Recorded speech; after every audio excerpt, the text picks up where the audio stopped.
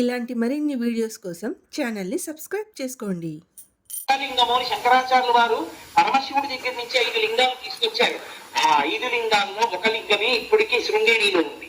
శృంగేరిలో ఉండి భోగలింగం అన్న పేరుతో అభిషేకం చేయబడుతోంది. కంచిలో ఉన్నది యోగలింగం, చిదంబరంలో ఉన్నది మోక్షలింగం. చిదంబరంలో ఉన్న మోక్షలింగానికి ఆర్ద్రాభిషేకము అని ప్రత్యేకం చేస్తారు. అసలు నిజానికి దానితో కలుపుకుంటూ ప్రతి శివాలయంలో మార్గశీర్ష మాసాన నక్షత్రం నాడు తెల్లవారుజామున 3, 4 మధ్యలో చెయ్యాలి అభిషేకం. దేవాలయాన్ని మంగళ వాయిద్యాలతో పరమేశ్వరుణ్ణి మేలు కలిపి ఉత్సవమూర్తుని తీసుకొచ్చేసి గబగబా ఆలయాన్ని అంతటినీ శుద్ధి చేసుకుని సిద్ధం చేసుకుని పరమేశ్వరుడికి అభిషేకం చేస్తారు. గడ గడ గడ గడ గడ గడ ఉడికిపోతుంటారు. అందులో ఆర్ద్ర నక్షత్రం ఉంటుంది. అవగా ఆర్ద్ర అంటేనే తడి. దీని మీద ఒక విషయం చెప్తుంటారు. శివ నీకు ఇదేం పిచ్చయ్యా, మార్గశీర్ష మాసం అంటేనే వడక లోక అని లోకం అంతా ఉడికిపోతుంటుంది. అంత ఉడికిపోయే సమయంలో తెల్లవారుజామున 3:30, 4 మధ్యలో ఎవడైనా నెత్తి మీద అన్ని కడవల నీళ్లు పోసుకుంటాడా? ఎందుకు అన్ని చన్నీళ్లు పోసుకుంటావు అంటే ఒక చమత్కారంగా ఒక గొడుసుకవి దానికి ఒక పెద్ద అర్థం చెప్పాడు. ఎందుకలా ఆయన ఆర్ద్రాభిషేకం చేసుకుంటాడు అన్నదానికి. ఆయన మౌలేగంగాశంకౌ ఈశ్వర నీకు తల మీద గంగుంది, ఒక పక్క చంద్రుడు ఉన్నాడు. ఇద్దరు చల్లటి వాళ్ళే, చల్లగా ఉంటారు. ఇద్దరు తల నుంచి జారుతుంది.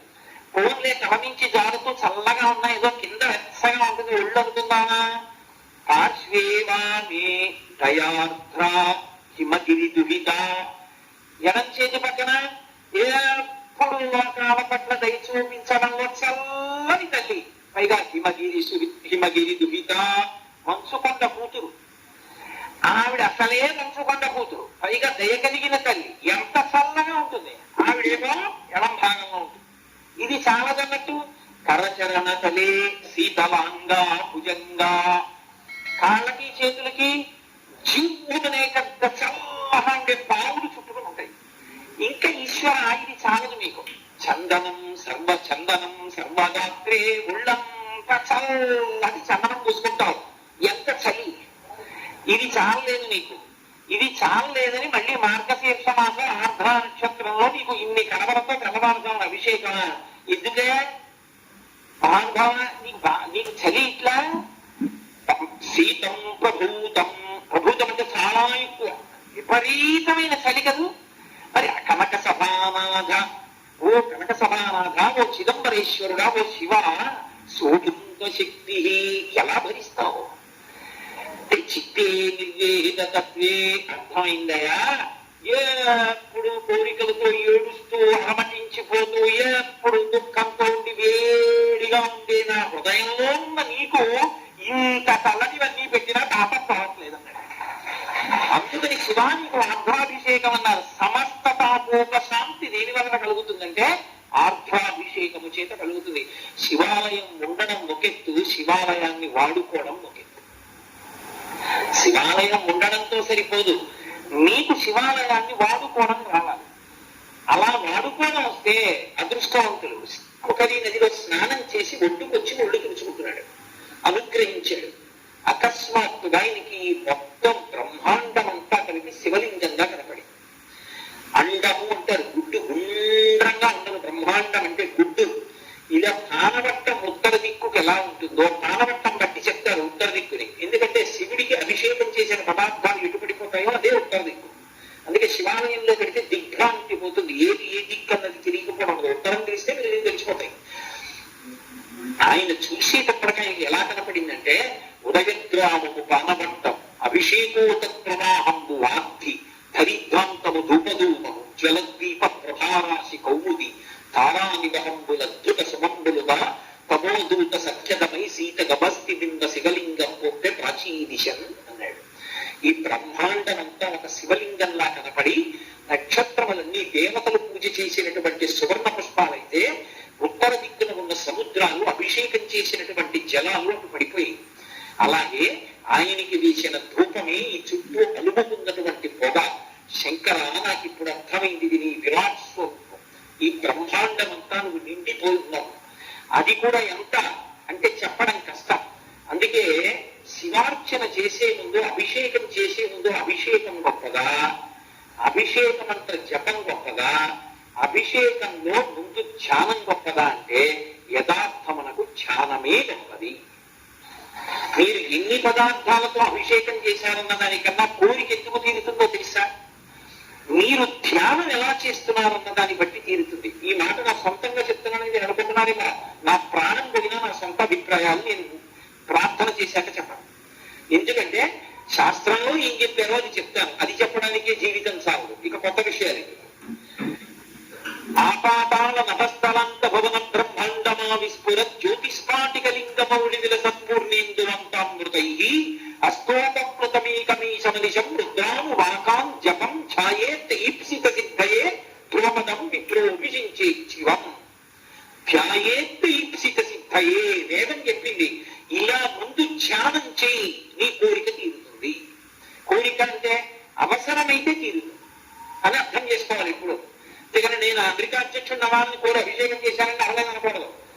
ఆ కోరిక తీరితే నాకు అభ్యున్నతి కలుగుతుందంటే ఈశ్వరుడు తీరుస్తాడు అని అన్వయం చేయాలి. లేకపోతే దానికి అర్థం ఏముంటుందండి ఇంకా. కాబట్టి పరమశివుడి యొక్క రూపం పాతాళం నుంచి ఆ పై వరకు నిండిపోతుంది. కింద ఎక్కడ వరకు ఉందో పైన ఎక్కడ వరకు ఉందో ఎవరికి తెలియదు. అందుకే మనకి వినయం కలగడం కోసమని ఆవిర్భావలింగం ఉంటుంది. ఆవిర్భావలింగాన్ని చూస్తే వినయం కలుగుతుంది. మీరు ఎప్పుడైనా ఆవిర్భావలింగం చూడాలంటే మీరు శ్రీకాళహస్తి దేవాలయంలో కనపడుతుంది. ఎందుకంటే తరచుగా వెడతారు కదా అందరూ. అందుకని నేను అది మనవి చేస్తున్నాను. శ్రీకాళహస్తి దేవాలయానికి ప్రదక్షిణం చేస్తున్నప్పుడు ఆలయం వెనక్కి వెడితే ఆలయం వెనక గోడ మీద ఉంటుంది. శివలింగాకృతి ఉండి మధ్యలో ఇలా చిరిగినట్టుగా ఉంటుంది. అందులో శివుడు సాకారంగా ఉంటాడు. కానీ పాదాలు కనపడవు. పాదాలు ఎక్కడున్నాయో తెలియదు. కింద తల కనపడదు. ఇక్కడి నుంచి ఈ పాదాల మంజీరం వరకు మాత్రం కనపడుతుంది. ఈ కింద ఒక పంది విడిపోతూ కనపడుతుంది. పైన ఒక హంస విడుతూ కనపడుతుంది. ఏమిటో తెలుసా దాని అర్థం? శివలింగం ఎక్కడ వరకు కింద వరకు వ్యాప్తి చెందింది తెలియదు. పైన ఎక్కడ వరకు ఉంది తెలియదు. అది వెతకడానికే బ్రహ్మ విష్ణువులు ఇద్దరు ఒకనొకప్పుడు హంస రూపాన్ని వరాహ రూపాన్ని పొంది ప్రయత్నించి మేము కనుక్కోలేకపోయాము అన్నారు. అంటే ఆయన వ్యాపకత్వం చెప్పగలిగిన వాడు లేడు. అందుకే శివుడికి ఒక విచిత్రమైన నామం ఉంది, స్థాణువు అని. స్థాణువు అంటే కదలని వాడు అని చెప్పకూడదు.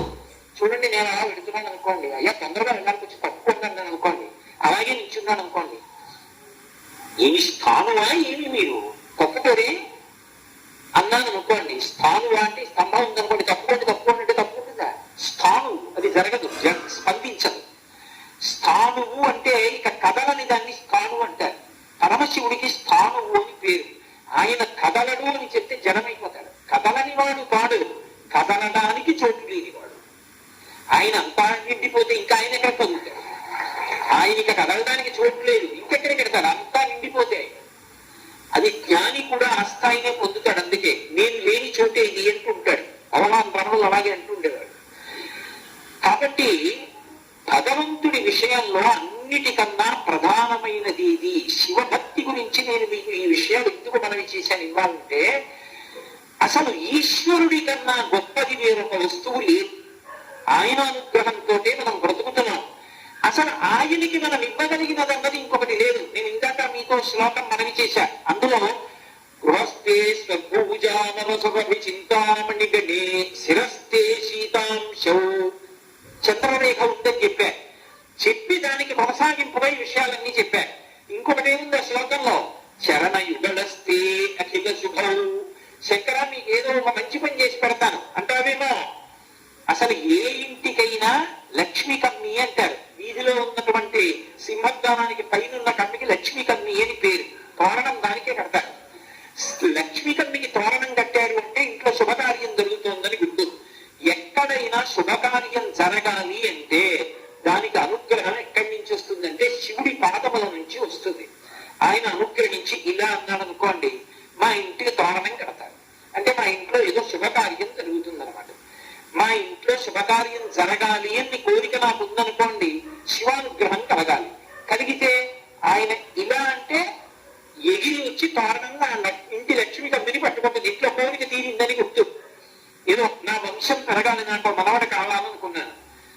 ఆయన ఇలా అన్నాడు, తోరణం ఎగిరొచ్చి పట్టుకుంది. నాకు మనవడు పుట్టాడు, వాడికి బాలసారి చేస్తాను, వంశం వృద్ధిలోకి వచ్చింది, చూశాను, సంతోషించానని గుర్తు. అన్ని శుభములు ఆయన పాదములను ఆశ్రయించున్నాయి. ఆయనకి శుభం నువ్వేం చేస్తావు? కొత్తగా ఆయన శుభాలు చేయాలి. ఆయనకి శుభం చేయడానికి మనమెంత ఉంటాం? చెయ్యలేదు. చరణ యుగళస్తే అఖిల శుభం కమర్థంగాంగేహం. ఈశ్వరా, నేనేమివ్వను ఇంకా, నేను ఇవ్వడానికి నా దగ్గర ఏం లేదు. కానీ ఒక్కటి ఉంది, దాని చమత్కారం ఏమిటో తెలుసా? నా అంత వాణ్ణి నేను నాది అంటుంటుంది. అదే మనస్సు. ఆ మనసు శంకరా మీకు ఇచ్చేస్తాను, అది పుచ్చేసుకో. ఏమిటి విడుస్తాను అంటే, నా మనసు మీరు పుచ్చేసుకుంటే నా మనసు మీదైపోయింది కాబట్టి భక్తితో బతుకుతాను. కాబట్టి కమర్థంగాంగేహం భవతు భవదర్థం మమ మనః. నా మనసు మీదగుగాక. ఈ మనసు ఇచ్చేస్తే సంకల్ప వికల్పాలు, నేను నాది, గొడవలు గోదారి ఉండవు.